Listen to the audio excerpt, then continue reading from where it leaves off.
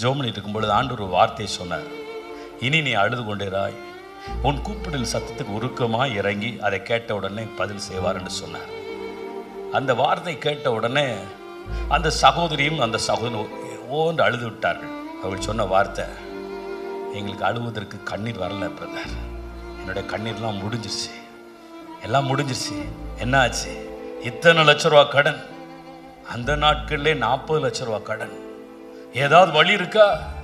ஒன்றும் வழி இல்லை. ஏதாவது வழி இருக்கா? ஒன்றும் இல்லை. எல்லாம் எம்டி, எல்லா நகை அடமானம் வச்சாச்சு. 40 லட்ச ரூபா கடன், ஒன்றுமே வழி இல்லை. நான் ஒரே ஒரு வார்த்தை சொன்னேன், பிரதர் சிஸ்டர் கடைசியாக கூட சொல்கிறேன், 40 லட்ச ரூபா கடன் இருக்குது, 25 வருடங்களுக்கு முன்னாடி நடந்தது. ஒரே ஒரு காரியத்தை செய்யுங்க, தொடர்ச்சியாக 21 நாள் ஜெபம் போடுங்க.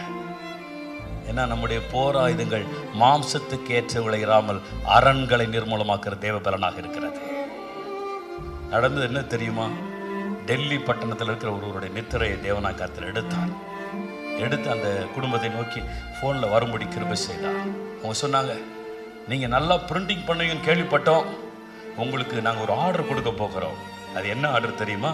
பிரிண்டிங்.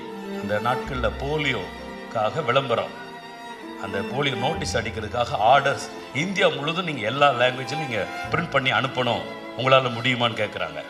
அவர்கிட்ட மிஷினே கிடையாது. நல்லா புரிஞ்சுக்கோங்க, மிஷின்லாம் வித்தாச்சு, செவ்வாகாசிலேருந்து மிஷின்லாம் வித்தாச்சு, எல்லாம் முடிஞ்சது. எல்லாம் வித்துட்டு கேர் ஆஃப் பிளாட்ஃபார்மில் இருக்கிறாங்க.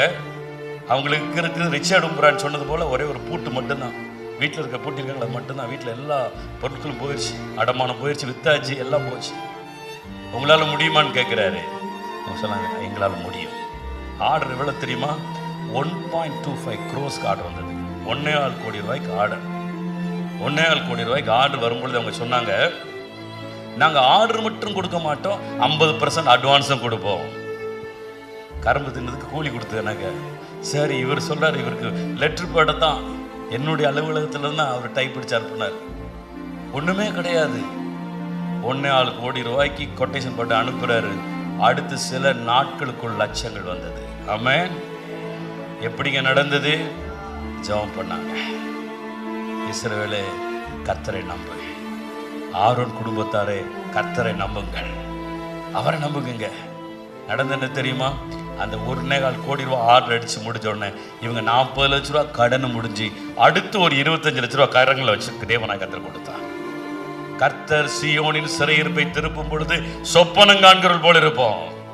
கொள்ளையிடுகிற அதிகாரத்தை தேவனுடைய பிள்ளைகளுக்கு தேவனாய் கர்த்தரே கொடுக்கிறார். பாவியினுடைய ஆசி நீதிமானுக்காக சேர்த்து வைக்கப்படுகிறது.